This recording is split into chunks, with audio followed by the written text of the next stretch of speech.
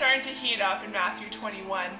Jesus enters Jerusalem and people are praising him, saying, "Hosanna to the Son of David. Blessed is he who comes in the name of the Lord. Hosanna in the highest." From this triumphal entry, Jesus goes directly to the temple and acts like he owns the place, which he does. And he flips some tables. He challenges the religious leaders there, which you can guess doesn't go over well with the religious leaders. Then they challenge him on whose authority he's doing this by. And he doesn't give them the straight answer that they're wanting, but instead answers in the next three parables, two that we see in Matthew 21 and the last one that we see in Matthew 22. He makes it pretty clear that these parables are in reference to religious leaders. They all have a similar meaning, but we're going to really dive into the first one, the parables of the two sons, found in Matthew 21, verse 28.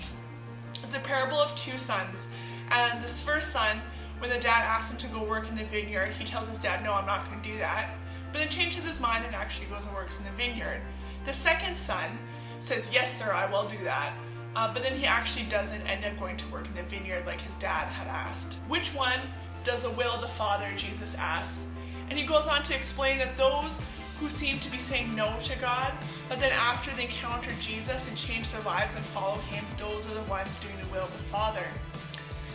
And he says it's like the tax collectors and prostitutes, which would have been a complete shock to the religious leaders, because those are the ones that are living poorly, who are doing bad. Why would Jesus say those are the ones doing the will of the Father? And it's true belief in Jesus Christ, as we've seen in Matthew. It's often those with the greatest need and the greatest understanding of their need that Jesus welcomes. It's those who are open and soft-hearted towards the message of Christ. And then we see the second son, the one who originally told his dad that yes, he would go work in the vineyard, and then actually doesn't. And Jesus is saying, this is the son that isn't doing the Father's will. And he's referring to the religious leaders at the time, the ones who are showing up at the temple every day, keeping up their appearances. But Jesus says, you guys aren't doing the will of your Father.